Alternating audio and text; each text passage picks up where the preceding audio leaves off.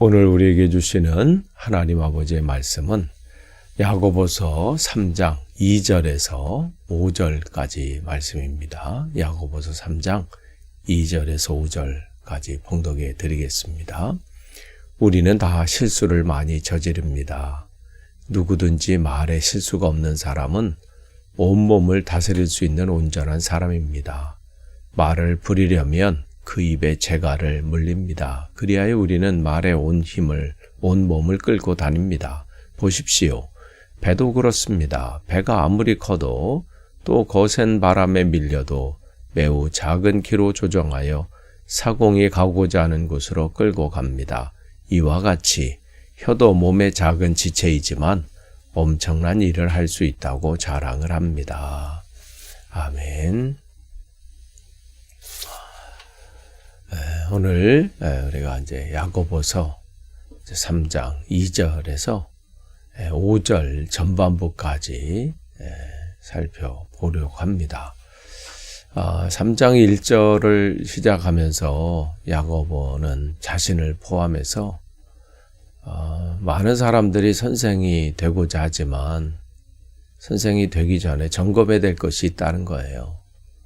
왜냐하면 그 교회 안에 지금 이런 편지를 쓰는 것을 보면 교회 안에 말로 인해서 많은 사람들이 어려움을 겪고 있었던 것 같아요. 특별히 선생의 역할을 하는 사람들, 그러니까 초대교회 초반에 이제 복음이 확산이 되고 또 예수가 그리스도임을 증거해야 되는 가운데 그들에게 당면한 과제는 어떻게 이 말씀을 효과적으로 빨리 전할 수 있을 것인가.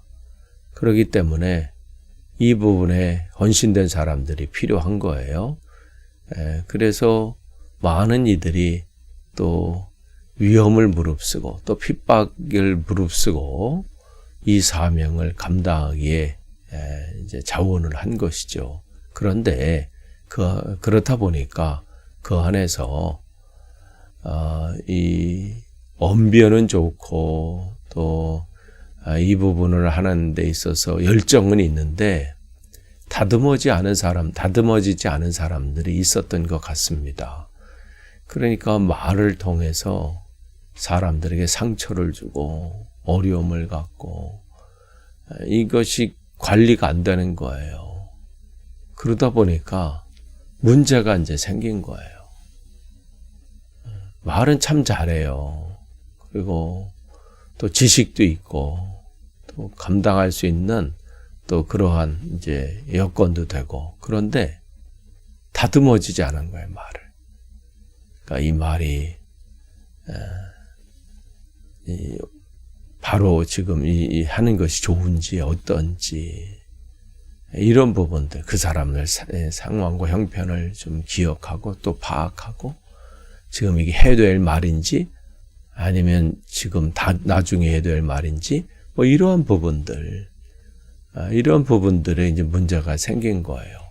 그러면서 이제 1절은 선생에 대해서 얘기하면서도 이제 2절서부터는 모든 사람이 사실은 그렇다 이렇게 이제 확장해 나갑니다.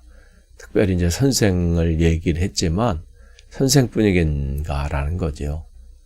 맞아요. 다 우리도 마찬가지죠. 모든 사람들이 다 말이 많으면 실수가 많게 돼 있어요. 그러니까 우리는 다 실수를 많이 저지릅니다. 누구든지 말에 실수가 없는 사람은 온몸을 다스릴 수 있는 온전한 사람입니다. 그만큼 이 말이라고 하는 것에 파급력도 크고요. 또 그 말을 하는 것이 한번 쏟아낸 말은 다시 담아낼 수가 없습니다. 그렇기 때문에 그것은 오래 가요. 사람들 마음속에. 내가 무심코 한 말일 수 있고 또 나는 그 사람에게 잘 되라고 하는 말일 수 있지만 상대방에는 또 그것이 비수가 돼서 또 상처가 될 수 있는 그러한 말이 될 수도 있지요. 그러니까 이 말에는 항상 실수가 있기 마련입니다. 그렇기 때문에 늘 한 번 더 점검하고 더 생각이 될 것이 이 말인 것 같아요. 그래서 초대교회도 이 말 때문에 어려움을 겪는 일들이 또 있었고, 그런 상황들을 이제 야고보가 또 듣고 모든 교회에 지금 보내는 편지예요. 이 교회가 이 말 때문에 이 하나님의 나라 확장되는 게 멈춰서는 안 되기 때문에 그런 것이죠. 그래서 야고보는 이 말만 잘 관리하고 다스려도 온전한 사람이 될 수 있다. 그러니까 우리가 온전한 사람이라는 것은 뭐겠어요? 완벽한 사람으로 나아가는데 누구겠어? 예수 그리스도를 닮아가는 삶의 모습 중에 제일 중요한 것 중에 하나가 말을 어떻게 내가 잘 적절하게 사용하고 또 잘 이 관리하는가. 이 말에 대한 얘기를 하면서 이 야고보는 어린 시절, 또 어린 시절 뿐이겠어요. 어린 시절, 또 뭐 초등학교, 중고등학교 시절, 뭐 학생 그 시간, 또 청년 시절, 예수님의 삶을 또 언행들을 봐왔잖아요. 그러면서 그런 기억들을 지금 기억해내면서 예수님이 이러한 내가 어렸을 때 보니까 또한 청소년기를 보니까 청년 때를 보니까 변함없이 그 말이나 또 말로나 또 행동이나 특별히 말에 있어서 언행에 있어서 어떠한 삶이 정말 하나님이 기뻐하시는 삶인가가 그냥 이 보면서 주위에 이 곁에서 늘 지켜보면서 그것이 이제 머리에 각인이 되어 있을 겁니다. 그러면서 우리가 진짜 닮아야 될 모습이 어떠한 것인가를 말해 주는 것이죠. 그래서 예를 지금 들고 있어요. 두 가지 예를 들고 있는데 하나는 이제 우리가 이제 타는 말이잖아요. 근데 그 타는 말이 처음부터 길들여진 게 아니잖아요. 그러니까 그 말을 잘 타려면, 잘 길들이려면 입에 이제 재갈을 물고 거기 이제 곶비를 매는 거죠. 그래서 곶비를 매서 이 말이 가고자 하는 대로 또 방향을 바꿀 수 있고 멈출 수도 있고 또 가게 할 수도 있는 그러한 부분이라는 거죠. 이러한 부분을 이제 온유하다 이렇게 표현도 돼요. 온유라고 하는 것은 단순히 착한 사람을 얘기하는 것이 아니라 야생 말을 잘 길들여서 그 주인이 가고자 하는 방향으로 가는 것. 그러니까 온유한 삶은 바로 이 어떤 면에서는 말을 내가 잘 관리하는 데서부터 혀를 잘 관리하는 데서부터 시작된다고도 말할 수 있습니다. 그래서 온유한 자는 하나님의 이 땅을 소유하게 된다. 즉 하나님의 땅을 통치한다는 것, 얻는다는 것은 무슨 이 땅에 무슨 땅을 말하는 것이 아닌 것은 우리는 잘 알잖아요. 땅이라고 해서 하나님의 통치하심이에요. 이곳에서 우리에게 주어진 그 시간 속에서 하나님이 통치하시는 대로 내 삶이 온전히 인도함을 받고 또 내가 가는 그 모든 곳에 하나님의 살아계심을 나타낼 수 있다는 것이죠. 그러니까 이 혀를 주관하는 것이 이게 사실 작은 거지만 이것을 통해서 한 가정이 무너질 수도 있고요. 세워질 수도 있고 인간관계가 바로 세워질 수도 있고 무너질 수도 있어요. 그만큼 중요해요. 이게 말 한마디 때문에 한 나라가 휘청거리기도 하잖아요. 지금 대한민국을 보세요. 이 말 한마디 때문에 얼마나 지금 전 세계적으로 또 그 나라적으로 지금 얼마나 혼란을 겪고 있습니까? 그러니까 이런 부분들, 그러니까 이 말이 한 사람을 살리기도 하고 주기도 하고 한 사람의 영혼을 파괴하기도 하고 또 한 영혼을 주님께로 돌이키게 하는 놀라운 역할을 하기도 합니다. 또 4절에 보시면 배를 또 얘기해요. 배. 그 어마어마한 배. 작은 배부터 시작해서 엄청난 규모의 크루즈 같은 또 유조선 같은 또 무역을 감당하는 그러한 배들 어마어마하잖아요. 그런데 아무리 배가 그렇게 커도 거센 바람이 밀려도 개역개정에는 광풍, 즉 미친 바람이라 이렇게 돼 있어요. 그러니까 정말 이 엄청난 그 파도와 바람이 밀려와도 매우 작은 키로 조정해서 사공이 가고자 하는 곳으로 끌고 갑니다. 그게 중요하다는 것이죠. 그러니까 아무리 이 바람이 불고 해도 그 어마어마한 이 배에 부딪혀서 휘청여도 어떻게 해요? 그 사공이 그 키를 조정하는 대로 그걸 놓치지 않고 방치하지 않고 하지 않는 이상 그 키가 움직이는 방향으로 배가 간다는 것이죠. 그러니까 우리의 삶도 마찬가지예요. 우리의 인생을 살다 보면 위기들이 왜 없겠어요.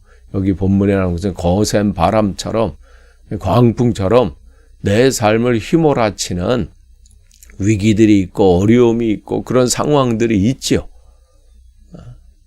사단은 끊임없이 우는 사자와 같이 우리를 삼키려고 다양한 방법으로 우리를 흔듭니다. 그렇지만 그러한 가운데서도 오늘 야고보서를 통해서 주님께서 말씀하시잖아요. 혀만 잘 지켜도 그 가운데 이게 굉장히 중요하다는 거예요. 위기가 왔을 때 나는 망했네, 나는 안 되네, 나는 끝났다. 이런 말을 하는 것이 아니라 여전히 바람이 불고 거센 바람이 나를 휘사로잡혀서 흔들고 여러 가지 위기 가운데 여러 가지 상황 가운데 내가 있지만 그러한 가운데서 내 입술을 잘 지키는 거예요. 입술을 지켜서 주님께 감사하는 입술이 되고 주님께 구하는 입술이 되고 이 입술을 통해서 사람들을 격려하고 위로하고 특별히 나 스스로에게 위기 가운데 한복판에 있는 내 스스로에게 하나님 말씀으로 선포하고 너는 왜 두려워하느냐? 잠잠히 내 주님을 바라보라. 그 위기 가운데 있었던 다윗이 스스로에게 그렇게 격려하고 그렇게 하나님 말씀을 선포했던 것처럼 이 혀를 지키는 거예요. 그때 바람이 불면요, 거센 바람이 불고 삶의 위기가 오면 제자들의 모습처럼 우리가 죽게 된 것을 왜 돌아보지 않습니까? 그렇게 혀를 못 지키는 게 우리의 모습이에요. 그게 우리의 연약함이죠. 그렇기 때문에 우리는 더더욱 위기 가운데 더 주님의 은혜를 구하셔야 되는 거예요. 주님, 내 삶에 이러한 위기가 있습니다. 그렇기 때문에 여러분 이제 2024년도도 이제 잘 보내고 이제 며칠이 남지 않았는데 2025년도를 맞이하실 때도 이 입술을 주님 앞에 늘 고백하는 거예요. 주님, 잘 지켜주십시오. 그렇기 때문에 5절에 그렇잖아요. 혀도 몸의 작은 지체지만 엄청난 일을 할 수 있다고 자랑을 한다는 거예요. 이 방정을 떤다는 거죠. 늘 겸손히 주님 앞에 주님, 나는 아무것도 아닙니다. 주님의 은혜가 아니고서는 나는 설 수 없습니다. 고백을 하고 주님 앞에 늘 겸손함으로 동행해야 되는데 이걸로 늘 불평, 불만, 원망, 또 포기, 이 모든 거예요. 이 부분을 잘 다스리는 거예요. 끝을 맺습니다. 오늘 야고보를 통해서 주님께서 우리에게 말씀하십니다. 혀를 잘 다스려라. 이 혀가 한 인생을 살릴 수도 있고 한 인생을 망가뜨릴 수 있고 내 삶을 주님 앞으로 온전히 더 끌고 갈 수 있고, 아니면 온전히 내 삶을 주님과 반대로 갈 수 있다는 거예요. 오늘 이 입술을 또 혀를 우리가 다시 한번 잘 점검해서 여러분의 인생이 복되고 또 여러분과 함께하는 모든 이들이 복되는 그러한 오늘 하루의 삶이 되시기를 축복합니다. 기도하겠습니다. 하나님 감사합니다. 오늘도 주님의 귀한 은혜로 하루를 시작합니다. 주어진 하루, 하나님이 혀를 잘 다스려서 주님께서 기뻐하시는 삶으로 온전히 세워지고 채워지는 하루 되도록 인도해 주옵소서. 예수님의 이름으로 기도합니다. 아멘.